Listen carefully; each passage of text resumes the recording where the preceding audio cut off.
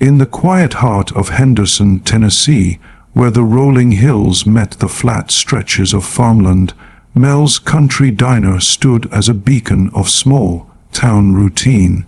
The neon sign flickered faintly against the morning sun, casting a warm glow over the gravel parking lot where pickup trucks and a few sedans huddled like old friends. Inside, the air smelled of fresh coffee, sizzling bacon, and the faint, comforting scent of maple syrup lingering from pancakes long since served. The diner was a place where time moved slowly, where locals gathered not just for meals, but for the unspoken camaraderie that came with shared histories and familiar faces. Earl Jennings, at 81 years old, was one of those familiar faces. He sat in booth No. 4 near the window, his faded army green jacket draped over his shoulders, the Vietnam service medals pinned proudly to his worn cap. His hands, weathered by decades of hard work and harder memories, cradled a steaming mug of black coffee.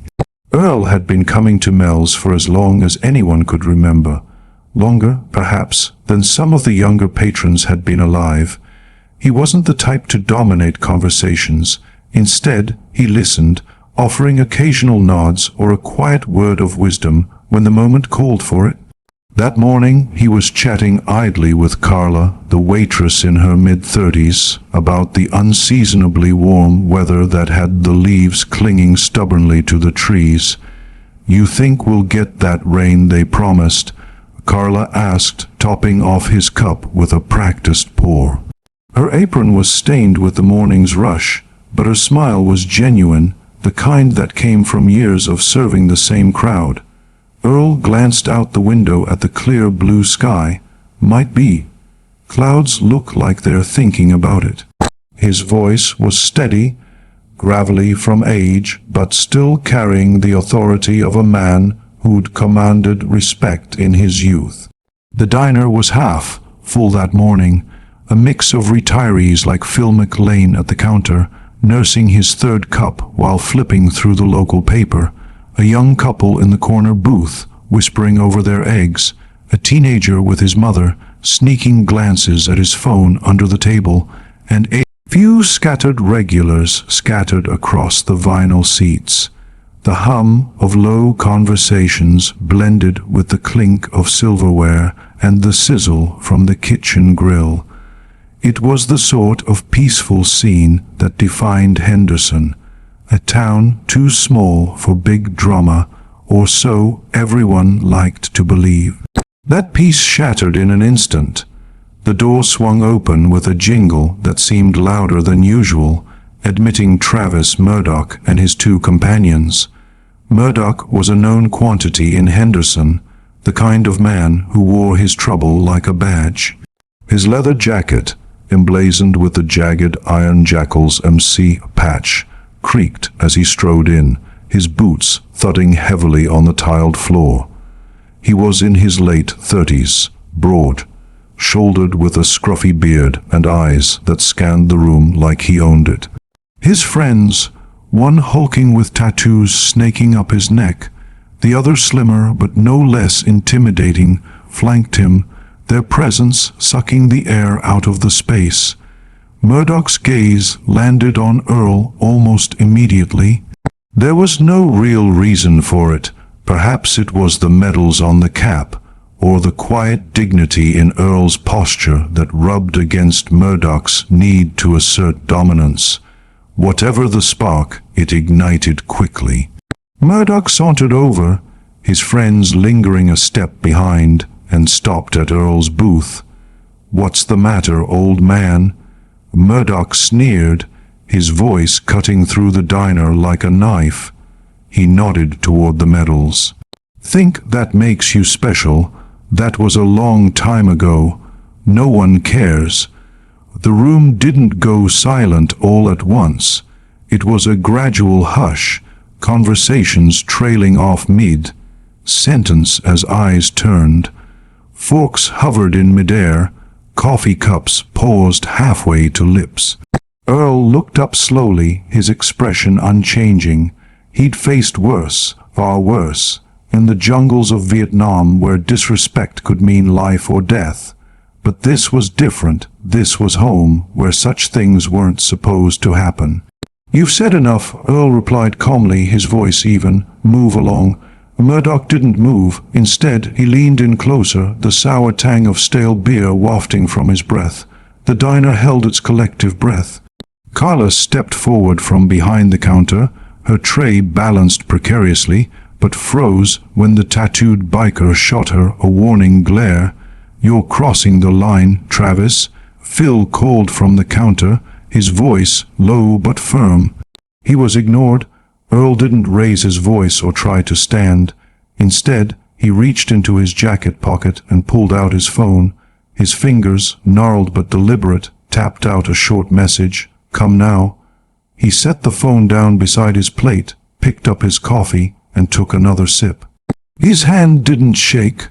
Murdoch laughed, a harsh bark that echoed unnaturally in the quiet room. He glanced around, as if expecting the patrons to join in. No one did. Instead, eyes darted between Earl and the biker, a mix of shock and anticipation hanging in the air. "You think calling someone's gonna save you?" Murdoch taunted, his voice carrying to every corner. "Ain't nobody gonna walk in here and tell me what to do." Earl didn't reply. He'd learned long ago that silence could be louder than shouting. Across the diner, the teenager whispered to his mother, "Isn't he the guy from the Veterans Hall?" She shushed him, pulling out her own phone discreetly. Murdoch, sensing the lack of reaction, took a seat at a nearby table, his friends flanking him. They ordered coffee from Carla as if nothing had happened. She poured it without a word, her lips pressed into a thin line, her hands trembling slightly. Earl kept his eyes on the window, watching Main Street where traffic was light. A pickup rolling by, a dog barking in the distance. He knew it would take time, but not much. Henderson wasn't large. The National Guard facility was just outside town, and his son, Calvin, wouldn't delay. Phil leaned toward Earl's booth. "You sure you don't want me to call Sheriff Beckett?" he asked quietly. Earl shook his head. "No need. Someone's coming." Phil looked like he wanted to argue, but something in Earl's steady gaze stopped him. At the far end, Murdoch's voice rose again, spinning a loud, exaggerated tale about a bar fight in Memphis. His friends laughed, but it felt forced, the tension in the air palpable. Earl's phone buzzed once. He glanced at the screen, a simple acknowledgement, then pocketed it. No change in his expression, just a faint tightening at the corner of his mouth. Outside, a distant grumble of diesel engines began to build, but inside, no one spoke of it yet. The slap had been over in seconds, but its weight lingered like smoke. Conversations remained muted, voices barely whispers. The regulars glanced at Earl, unsure if he was biding his time or swallowing his pride. Earl sat upright, shoulders squared, coffee in hand. His composure was unsettling, the stillness of a man who'd seen storms and knew how to weather them. Murdoch leaned back, boots propped up, smirking toward Earl, waiting for a crack that never came. The tattooed biker scanned the room, locking eyes with anyone who stared too long. Carla, still rattled, wiped tables unnecessarily. When she passed Earl, she whispered, "Do you want me to call someone?" "Already did." Earl replied, gaze on the street, her eyes followed his. Nothing yet, but the air felt charged. Phil muttered to the man next to him, "If I were his age and someone smacked me like that." "You're not him." The man replied sharply, "And you've never been to war." Minutes dragged, heavy with anticipation. The clink of silver, where was the only sound besides Carla's sneakers squeaking. Outside, wind stirred a paper cup along the curb. Earl traced a finger along his plate, thoughts precise. He knew how long it would take. His son wouldn't waste time. The National Guard facility was close, and Calvin, with his platoon brothers, would respond swiftly. Murdoch waved for a refill. Carla poured without eye contact. "You pour like you're scared." He joked loudly. She didn't respond. Phil turned. "Travis, why don't you leave him alone? You've made your point." Murdoch's smile widened. "Point? I've barely started." Earl shifted his gaze to Murdoch. "You're done," he said simply. Murdoch's smirk faltered briefly, then he chuckled. "Old man, you don't decide that." The door jingled as a young couple entered, freezing at the tension. They slid into a corner booth, whispering. Outside, another diesel rumbled closer. No one commented. Carla muttered to Phil, "Feels like we're waiting for something." "We are," Phil replied. Murdoch laughed. "What's coming? You think someone's gonna roll in?" Earl set his cup down with a quiet click. The tattooed biker glanced at Murdoch, uncertainty flickering. More minutes passed. People shifted. Carla refilled untouched coffees. The teenager snuck glances at Earl. Then, faint but growing, the rumble outside. Louder, steady, unmistakable. Phil murmured, "Hear that?" Earl didn't answer, but Murdoch's smirk faded. The shift was coming. Just miles away, at the National Guard facility, Sergeant Calvin Ricks, retired U.S. Army after 20 years, was briefing 7 old platoon brothers. They'd gathered for a joint exercise, bonds unbroken. Calvin's phone buzzed. "Dad," 2 words, "come now." He stood abruptly. "I need a minute." "What's up?" Thomas Vega asked. "My father's in trouble. Mel's diner." That was enough. Without words, they grabbed gear. By the time Calvin reached his pickup, Vega was in the passenger seat. 2 other trucks fired up, diesel engines thrumming. Calvin gripped the wheel. "It's Travis Murdoch, has to be. Dad wouldn't call otherwise." Vega nodded. "Call the sheriff." "No, not waiting 30 minutes. They drove in focused silence, scenarios running in Calvin's mind. The convoy drew looks as they wound through town. They turned onto Main Street, Mel's sign ahead. Through the window, Calvin saw his father, posture unchanged, Murdoch laughing. Calvin parked precisely, trucks behind. Doors opened in unison, boots on pavement. Inside the diner, heads turned. Carla froze mid. "Poor," Phil muttered. Calvin adjusted his cap, pushed the door open. The bell jingled sharply. "Morning, Dad," Calvin said evenly. Earl nodded. "Cal." Murdoch's eyes flicked between them, smirk faltering. Vega rested on the counter, others positioning casually but purposefully. The energy shifted. Calvin approached Earl's booth. "You all right?" "I'm fine, but this man doesn't understand respect." Calvin turned to Murdoch. "Is that right?" Murdoch forced a laugh. "This your boy? Thought he'd be bigger?" His friends chuckled nervously. Calvin didn't blink. "I'm plenty big enough." The diner felt smaller, air heavier. Calvin Ricks stood in the doorway of Mel's Country Diner, the morning light casting long shadows across the tiled floor. At 45, he carried the build of a man who'd spent his life in service. Broad shoulders, steady hands, and eyes that missed nothing. His cap, emblazoned with his unit insignia, sat low on his brow, and his boots, still dusted from the training field, left faint prints as he stepped forward. Behind him, his platoon brothers fanned out.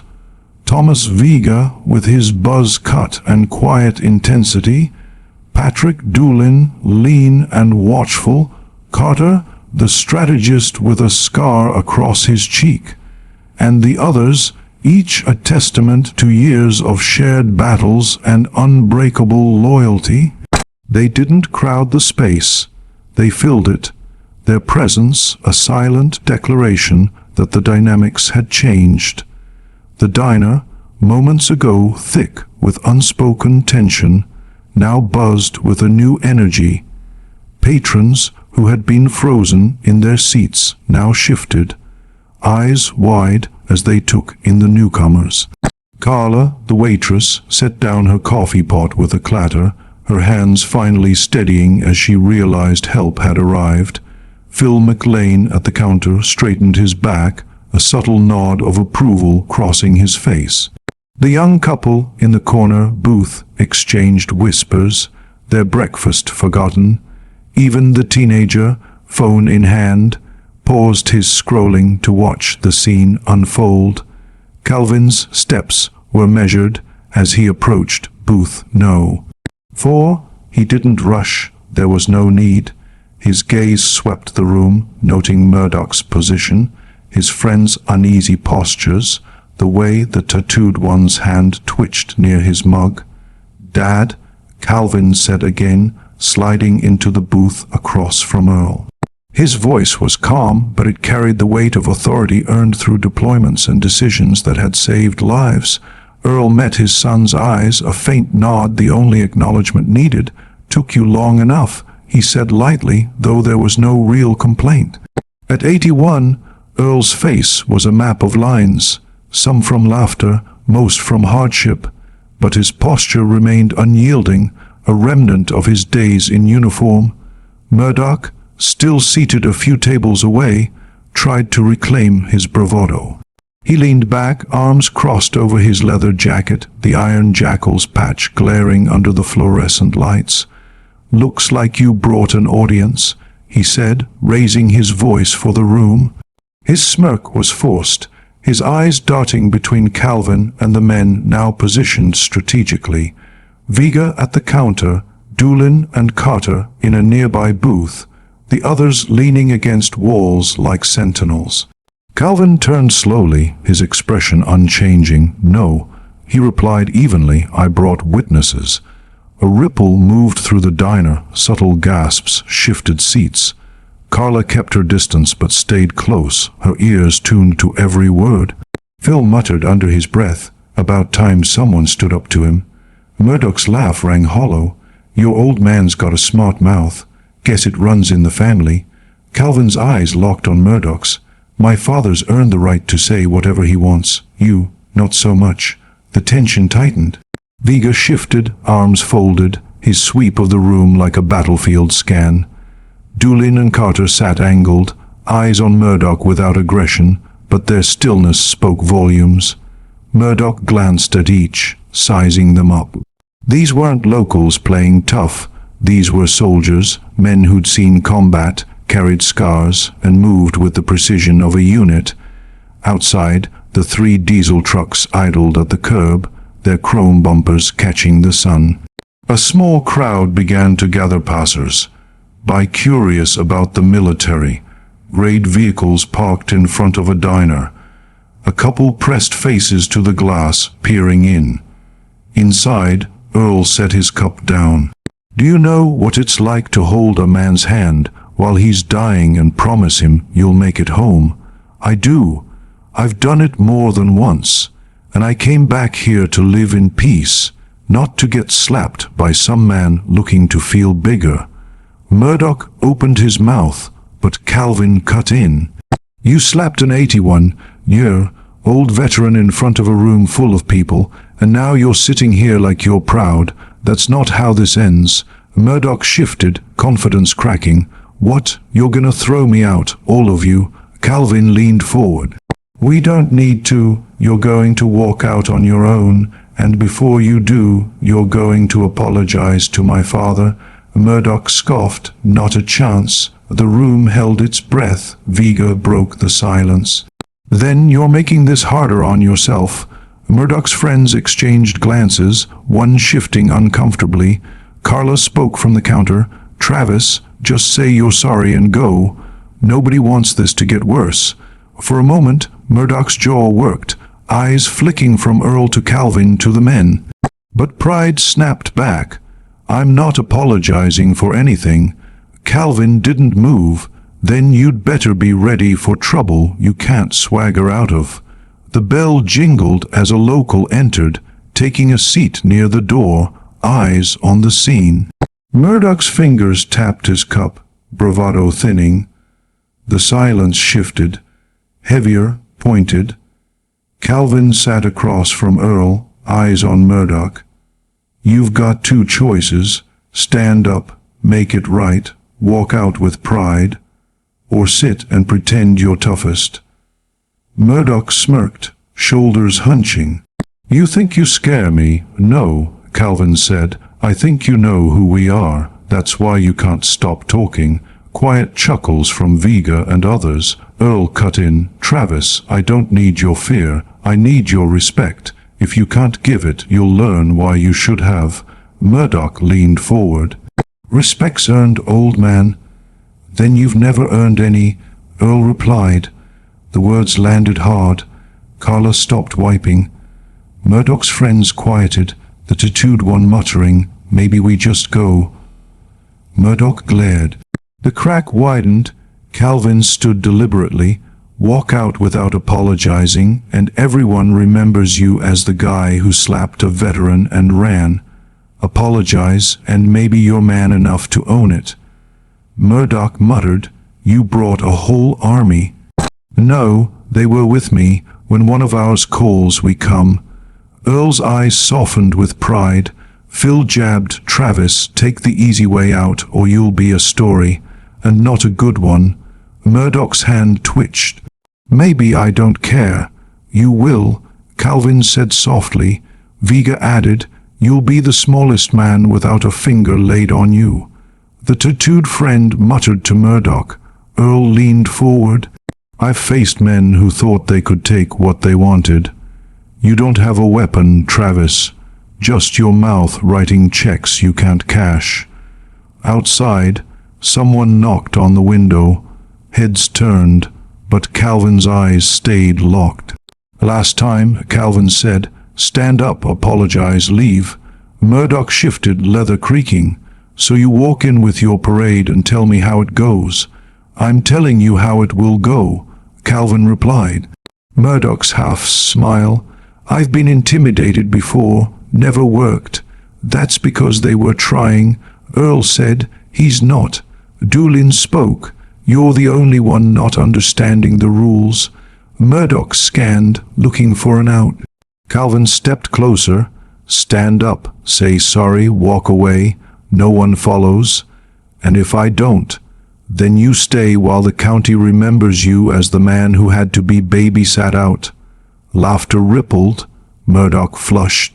That matters to me. It will, Vega said. In stores, bars, eyes on you. Earl leaned back. Pride's heavy when you've lost. The tattooed friend, Travis, just do it. Shut up, Murdoch snapped. The young couple watched frozen.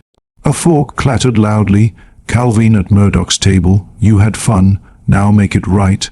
Murdoch eyed the door, exit blocked subtly. Carla, Travis, do the right thing. Don't be remembered like this. Murdoch tapped the table, exhaled. And if I say no, then I'll tell you what my father did for this country. You'll listen. Everyone hears. They'll remember you lacked courage. Calvin's tone shifted. Softer, dangerous. You think this is about us. It's about what Dad represents. You slapped every uniform wearer. Earl's gaze steady. Calvin stepped back. Here's your chance. Murdoch stayed seated. Vega, pretending nothing to lose. Reputation's currency. Burn it, you're broke. Doolin, right now you're tough. Don't fix it, you're weak. That sticks. Murdoch's smirk gone. Friends avoiding eyes.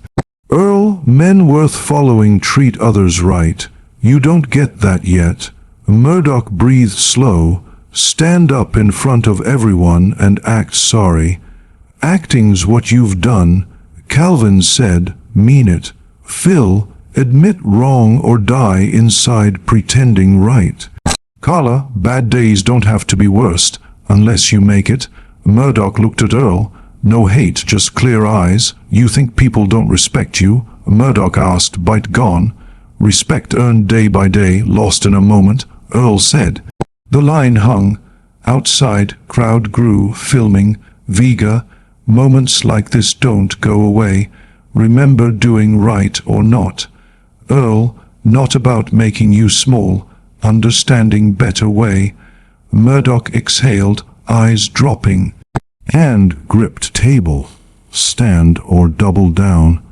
The diner hung in suspended animation, the air thick with the scent of cooling grease and unspoken resolutions. Murdoch's hand remained gripped on the table's edge, knuckles whitening as if the wood itself anchored him against the tide of inevitability. The ceiling fan whirred overhead, its rhythmic hum the only marker of time in a room where every breath seemed measured. Calvin stood unmoving, his posture a blend of patience and unyielding resolve, giving Murdoch the space to choose, though the choice felt narrower with each passing second. Outside, the crowd had swelled, locals drawn by the unusual sight of military trucks, some filming through the windows, others whispering speculations.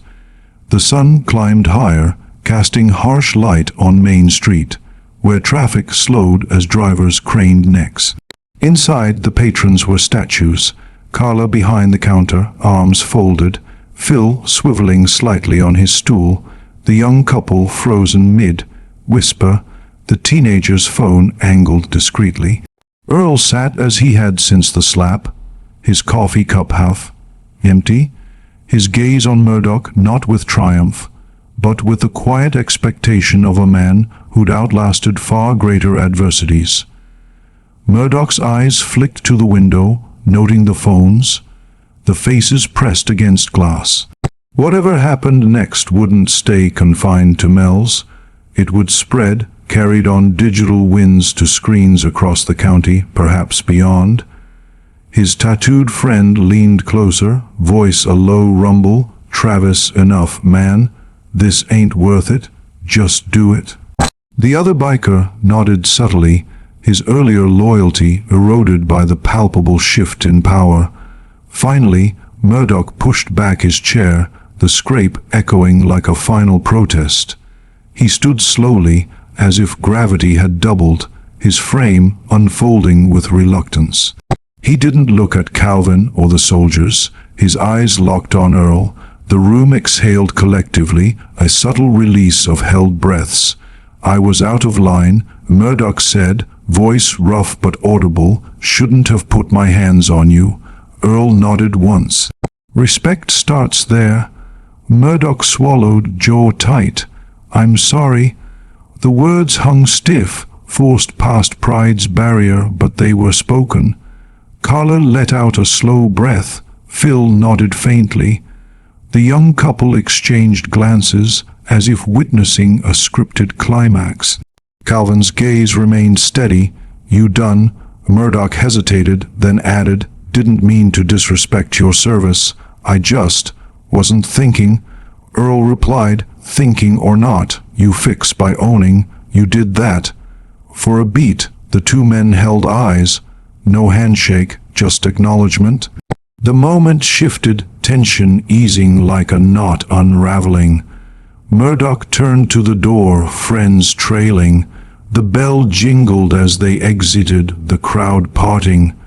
Motorcycle engines rumbled, fading down Main Street. Inside, the diner exhaled. Conversations restarted tentatively, growing louder. Carla resumed rounds, pouring coffee with steady hands. Earl sipped his coffee. That's over. Calvin sat back. Not just yet. Wordle spread before coffee's cold. Vega leaned on the counter. You handled that better than most. Earl shrugged. Didn't need volume. Just for him to see no win. Phil chuckled. He saw clear enough. Earl took a bite of cold biscuits. The young couple left, stopping by. Sir, my grandfather served in Vietnam. Sorry you went through that. Thank you for service, Earl. Your grandfather's welcome, so are you. Calvin leaned forward. Words out fast, small town, plus that crowd posting online. Earl unfazed, let it. Might make next guy think twice. Carla wiped the biker's table. Never seen Travis leave without smart comment. You pulled it off. Calvin, Dad did. I showed up. Doolin and Carter approached. Heading back, next time, heads up if standoff, Calvin chuckled, noted. Soldiers filed out, nodding to Earl. Crowd dispersed, locals lingering, chatting. Phil, hard for Travis at VFW now. Earl, if he shows, maybe hands to self. Vega at door, not every father has son who'd drop everything. Earl softened, not every father's lucky. Calvin, sticking to ensure breakfast finished. Earl sigh, died, I can handle myself. I know, but sometimes it's about not being alone. They ate in quiet, storm passed. Patrons resumed, glances wandering to Earl unshaken. By leaving, Diner felt aware, Spect defended right way. Earl and Calvin stepped out, footprints hinting at crowd. Trucks gleamed. Calvin scanned street. This online by tonight, Calvin said. Earl shrugged. Maybe message spreads without living it. At trucks, Calvin leaned. Could have called sherifer, est charges. Why me? Earl didn't need arrest. Lesson remembered. Knew you'd bring men teaching without fists. You think it'll stick. It'll, enough to think twice, that's all for some. Breeze carried bakery scent. Town quiet returned, residue lingering. Across street, Phil waved from hardware. Take care, breakfast on me next. Earl waved. We'll see a platoon gone, solidarity lingered. Nods, cap tips from passers. By in truck, Calvin, always calm. Never seen you lose temper. Earl chuckled, lost plenty. Just not when it'd cost more. They drove, passing storefronts. Word settled, no more talk needed. At Earl's house, he stepped out. Coming in, Calvin, back to base. Check later. Earl nodded. Good. Proud of you. Calvin smiled, drove off. Inside, Earl set, cap down, poured coffee. Alone, he breathed satisfaction. Not relief, but knowing he'd reinforced principle. Victory wasn't apology. It was showing respect worth defending. No punch needed. Ripples, diner patron kinder. Video watcher thinks twice. Even Murdoch carries it. Respect earned, defended, example set. If you liked this story, please like, subscribe, and share it with others so they can learn something from it too.